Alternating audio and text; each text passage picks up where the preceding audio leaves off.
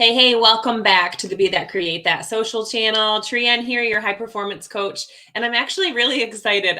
It's so funny. We start to have these conversations before we hit record or before we hit live. And it always turns into, hold on, wait, let me make sure that I hit record. So thank you for being a part of this social channel. I'm going to bring on my next guest for our channel, and she's going to share some great tips with you. I can tell already that you are going to vibe really great with our community. So I'm going to bring on Payton.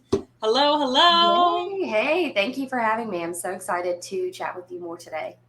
Yeah, I'm glad to have you as well, especially after so we actually met through a Facebook community that was going through adding people for our podcast and interviewing in different podcasts, which I love how that community has been able to really introduce me to some amazing people to share with the community.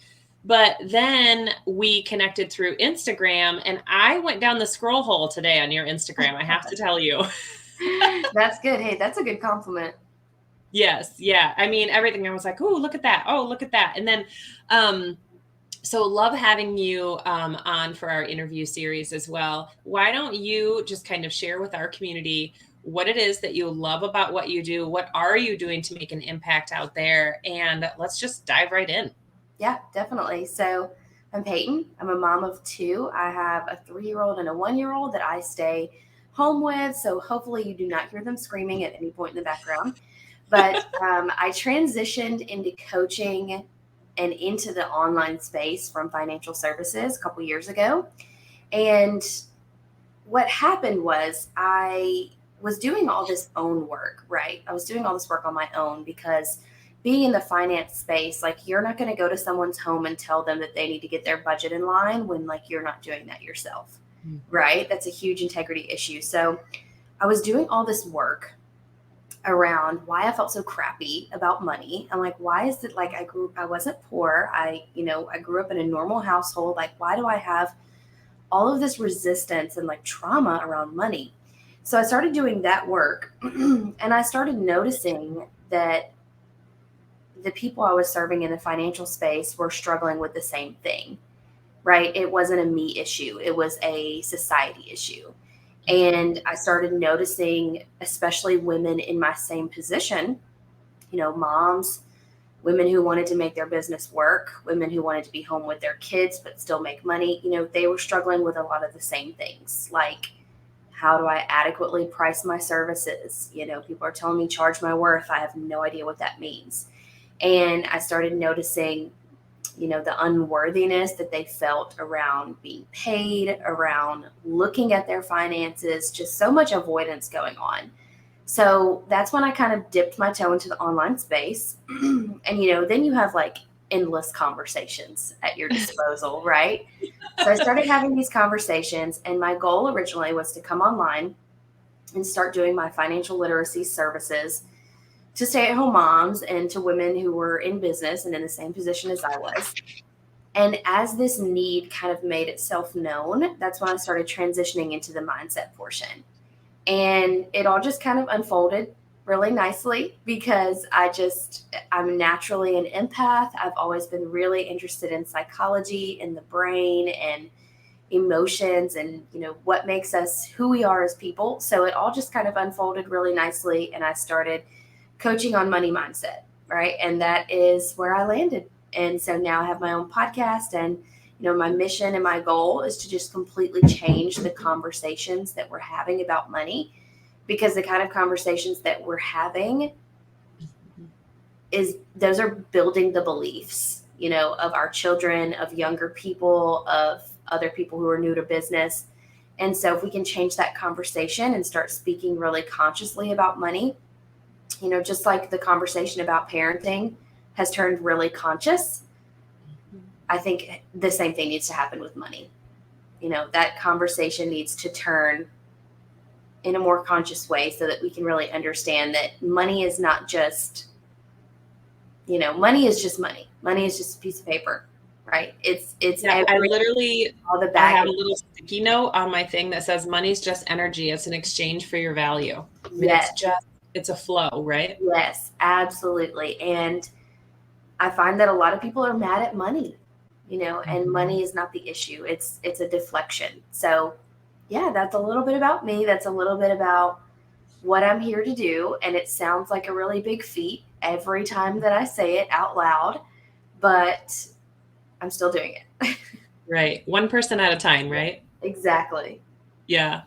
So a couple things that, you said that I feel like is going to not only resonate with the community, but I mean, it's hard for people to talk about is when you said a resistance or an avoidance. Mm-hmm. So what do you feel like needs to be that biggest resistance, not only in talking about money, but in the process people go through when it has to do with money? I think a lot of the avoidance comes into play when people feel like they're not qualified. You Mm. know, regardless of everything that they learn about money, regardless of all the tools they have at their disposal, something inside of them says, like, no, I'm not worthy of more. I am not qualified to manage this money. And a lot of times for women, especially if we're married, married with kids, that comes into play too. You know, people Mhm. start to feel like as women that we should take the role and give it to our husbands, you know, that we should give that financial power back to them because that's the way we've been taught for so long. And I see that a lot. I see that a lot with avoidance is people are just kind of hoping that someone else figures it out, you know, or hoping that their husband will take care of it and that they don't have to deal with it. And so they just kind of push it down, you know, and turn a blind eye to what's in their bank account or to managing their business numbers or to knowing their numbers. Mhm. I had a coach once that said, okay, we're going to get in relationship with your numbers. Mhm. So it wasn't that they were right, wrong, or indifferent. It was just know what you're doing, Mhm. and I've also had a mentor before that said, hope is not a business plan. And that makes me think of budgeting. You set your budget at the beginning of the month and then you're like hoping that it all works out. Where Mhm. no, we have to really get in relationship with where it's going, why it's going there, is that matching our intentions? Yeah. And I feel like, share with us a little bit about the mind over money method that you Mhm. teach. How does that start and what are your clients or people that go through that process get from you? Yeah. Yeah, definitely. So I feel like there's a real division in the online space and in people who are talking about money. Mhm. Like you said, there's just this like hope factor. Mhm. So there's everyone out there who's like, I'm just going to hope that it all works out. And then there's the other people who are like, you have to eat beans and rice. Like, you have to be a budget Nazi. Like, you have to be on top of your shit. Sorry, I hope I can cuss here. Whatever. We're Whatever. open community. Yeah, Yeah. whatever. So I feel like there's this division. So what I like to say is you have to try and trust. So Mhm. like it's a two-part system when you're trying to have a successful business or manifest money or increase your income, whatever the goal is. You really have to put in all of your effort. You have to try, but you also have to trust that everything is going to work out. So the mind over money method is a little bit based on that. It's a little bit based on like universal law and becoming an energetic match, but it's also based on, you know, scientific fact, like the way that our brain works, the way that our nervous system works. And the key to mind over money and the whole thing that it's based on is emotional regulation. Mhm. Because we don't realize, you know, like I said, people are blaming money. People have put the blame on money itself. And that's not what's to blame, right? It's all of our experiences around money, then we're recreating those same experiences. So the mind over money method is based on taking those experiences, uncovering them, identifying them, and then reframing your beliefs, but also learning that you might always feel scarcity. You might always feel stress around money in some way, shape, or form. And I think a lot of people out there are selling like a magic pill, like you can be forever, you know, abundant. And, you know, no slight to anyone who's doing anything in the online space, but in my own experience, it doesn't ever completely just go away. I've been doing money mindset work consistently on a daily, if not weekly basis for 4 years now. And it never just goes away. Like, even after you have the new house, even after you have the new car, even after you're in a better financial situation, those old patterns still resurface. So if you can learn how to navigate those instead of just shoving them down and hoping that they go away when you make more money, if you can navigate that and regulate yourself through those feelings of scarcity, then you can really make decisions from a different place, right? Because when we run our business out of scarcity, a lot of things happen. It influences our pricing, it influences our boundaries, it influences, the way that we show up. And if you can, like I said, navigate that to make a decision from a place where you want your business to be, not based off of where you're at now, then that really allows for you to make shifts really, really quickly and hit goals really quickly.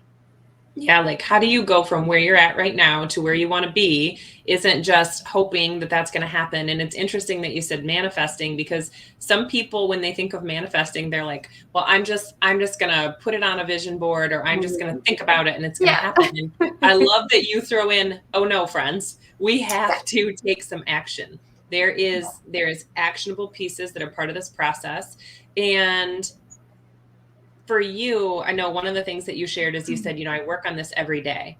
Same thing for me for, personal development and my leadership coaching. So what would you say is like one thing that you do every day that really helps you with your money mindset? So I try to meditate every day, and I'm not like, sitting on a pillow in the corner with, with like my candles lit and stuff.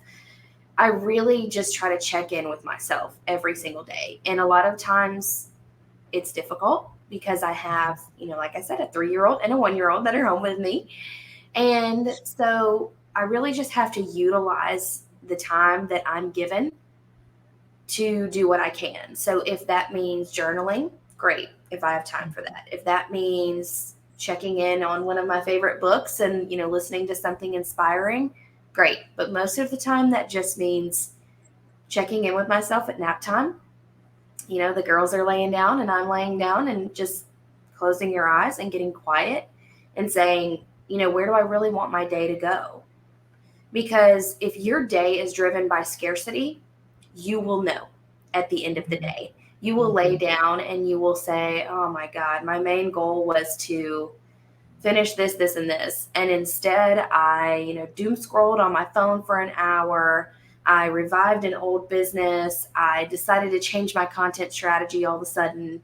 It's when you start making those decisions out of scarcity, that's when you feel like you're really like bouncing around. You're everywhere in your business, and the bright, shiny object syndrome, and so you'll know. I'm feeling called out here. I'm feeling called out.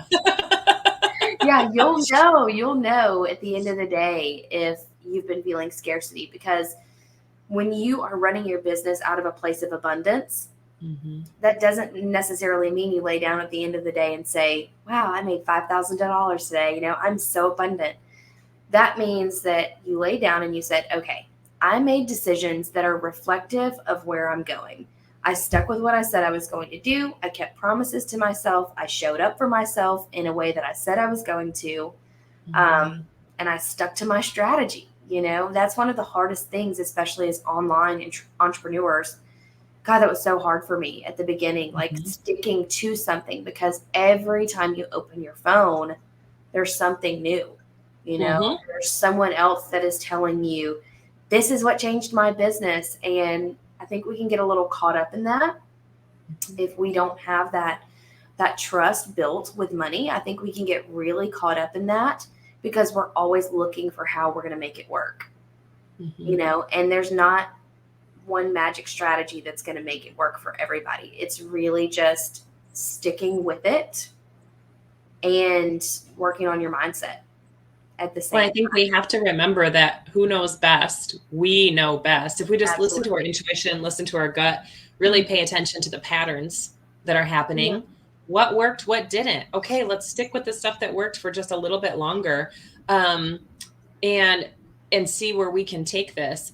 And the other thing that you shared, you said, did I say I was going to do something and then did I do it? Did I Mhm. stick with it? Yeah. We create these habits. Being a high performance coach, we talk about habits quite a lot. And one of the things that we talk about is like that snooze button, just let Yeah. alone the snooze button, right? If you hit it one time, you've already started your day by lying to yourself. Oh, I Yep. don't need to get up at 5 o'clock Mhm. because I can get up 20 minutes from now. I can get up 40 minutes from now. Yeah. Well, you started your day with telling yourself that you don't need to do what you just said you need to do. Yep. And it can be the same way Right. with our money.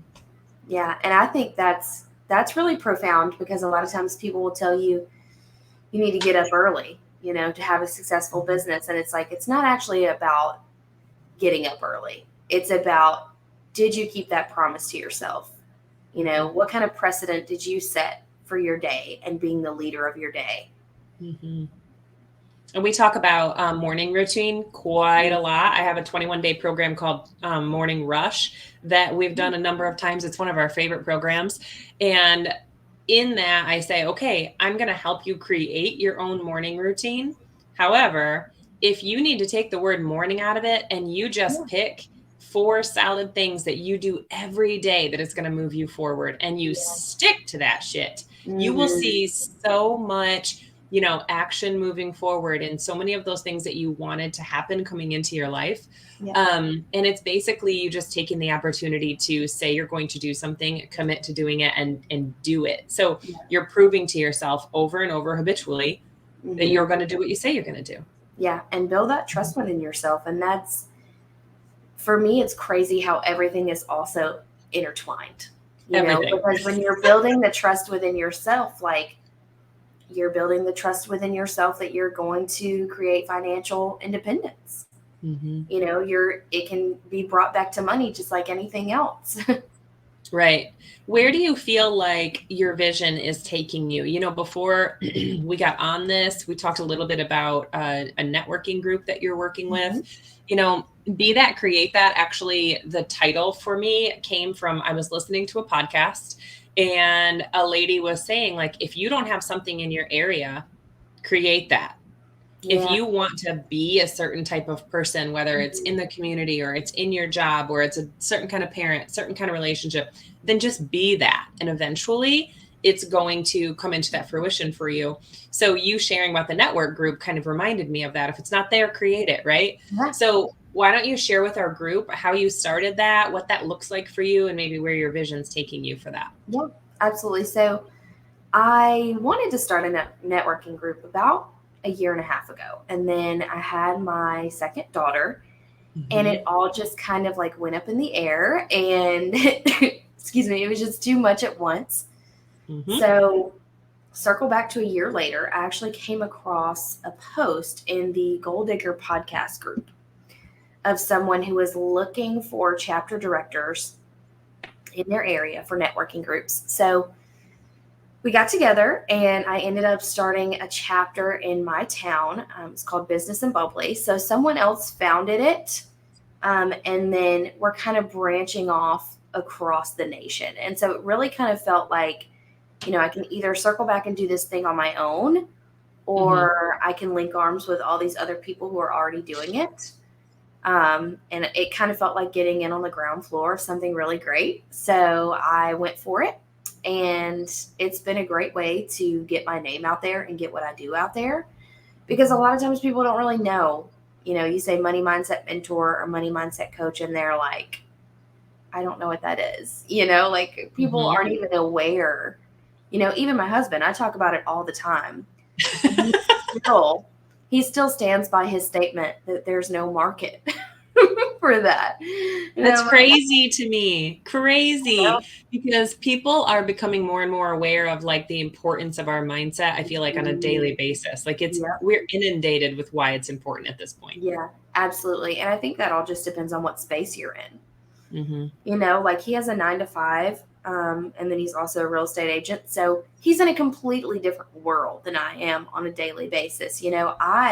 All I have to do is open my Instagram and I'm seeing self-development. I'm seeing all these inspirational things. And I think that if you're not in the self-development space and you're just in like the space of a service provider, you really have to seek that out, and I think putting it right in front of you, like following those accounts or like curating your feed essentially on Instagram, I think that's so important because you have the ability to change that conversation. You want to stick with the conversation that you're having on Facebook every day or in your own head, or do you want to open up, a different conversation by curating what you're putting in front of you on a daily basis? So yeah. And I think with those social feeds, this is like the number one. I mean, even when it comes to like the parenting and my children and things like that, I think to myself, okay, garbage in, garbage out. What are they listening to? What are they watching? What are they eating? What are their friends saying? Whatever. But I think, we do this in Morning Rush, is look at what you are being inundated with every day. And guess what? You have the ability to click block or delete. You can change that. You can go seek people out. You can add them to your feed. You can follow their pages, what have you. Absolutely. And it's, no more, I feel like, are we in this area of life is happening to me. It truly is happening for you if you look at it in that way. Yeah. So it's a choice. when people don't want to face that because they're self-sabotaging, Absolutely. And they don't even know what self-sabotage means quite yet. And then you start to give them examples and they're like, oh my God, I do that. Oh my gosh, I do that. Yeah. Mind blown. So how did you start really getting yourself into more of that personal and professional development? Like where did yours start? So for me, it started with money, and I actually have a whole podcast episode on that. Like, I'm super into self-development now and so many other areas of self-development, but it really all stemmed from money. I started doing the money mindset work. So I started listening to books, podcasts. I started reading and, just like I said, putting that stuff in front of me about money. And I did a lot of thought work, journaling, things on my own to expose my own beliefs. And at some point I was like, okay, wow, this really applies to anything.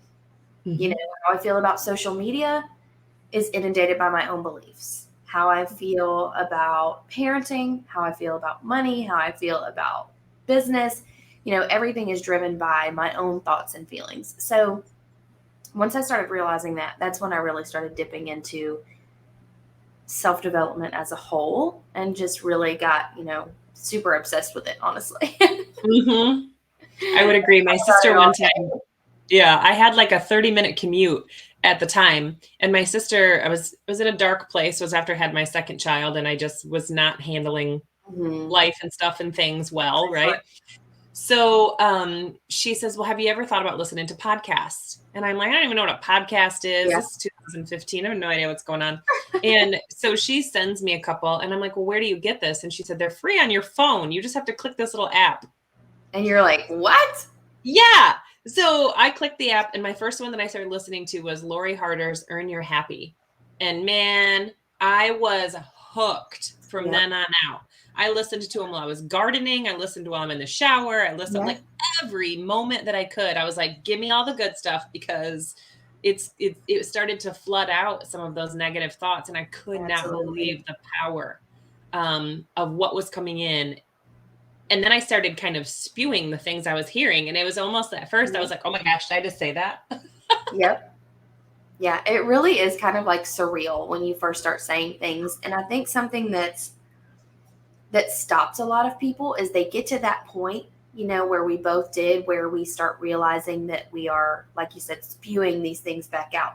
What comes in, what goes in, comes back out. And I think what stops a lot of people is that doesn't feel authentic. Their brain throws up the red flags and they're like, whoa, did you just say that? You're not that person. You're the broke person. You're the broke person. Or you're this or you're that, and that feeling of their identity comes creeping back up and they're like, okay, I'm not this person. So they stop, and in fact, that's normal. We all feel that. I love that you bring that up because you're right. The first thing you think of is like, well, who am I? Who am I to talk about that? Who am I to have this conversation? And it's like, you obviously are a person who's interested in that and follow that, give yourself that. All right. So I have had you on hot seat now for 25 minutes. And I really appreciate and want to be respectful of your time. At the end of these, I always give you guys an opportunity. If you can think of anything that you want to ask me, you're welcome to. And while you're thinking of that, again, I just want to thank you and respect you for the amount of time and the work that you're doing. That is so important. Thank you. Mindset is what I would call the gateway into really creating and designing that life with intention. And, we talk a ton about leadership, and it comes from that decision of like, I want better for myself, for my family, for my work environment, whatever it is. So you definitely brought some things to light today, and I'm excited to share that with the community. So yeah, great. Thank you for having me. I really hope that, someone listens to this and they have that moment where they're like, damn, that's me, mind blown.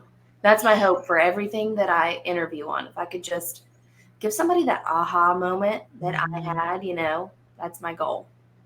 So where is the best place for people to follow you or to, absorb some of your content? So I usually hang out on Instagram. You can find me at Payton Moran with 2 underscores afterwards because one was already taken. So that is where you can pretty much find all my links, everything that I promo. I have a masterclass coming up. I'm running a summit in late July. So I've got lots of good things happening. And that's the best way to find me. And then also, of course, on Apple or Spotify, you can listen to the Wired for Wealth podcast. Awesome. I love that so much. All right. Do you have any questions for me? Honestly, I don't think I do. I think that we were so much on the same wavelength during this. I feel like I know you so well already. I feel that way when I talk to a lot of people through these because, again, what you put out is what you attract. So I feel like I get a lot of energy from these conversations because it's very like-minded. And I love to learn. So if I didn't know something that the person already shared, or I didn't know as much about it, which is usually what happens, I'm like absorbing. I almost kind of forget that we're on the channel because I'm like, just tell me all your stuff and things. So smart. I do the same thing. Go down a wormhole. Yes. All right. Well, you have a wonderful day. And everybody, thank you so much for joining us as part of the channel. And go and follow Payton because everybody deserves to be led well. And when you change that money mindset, you will change your life. You guys have a great day.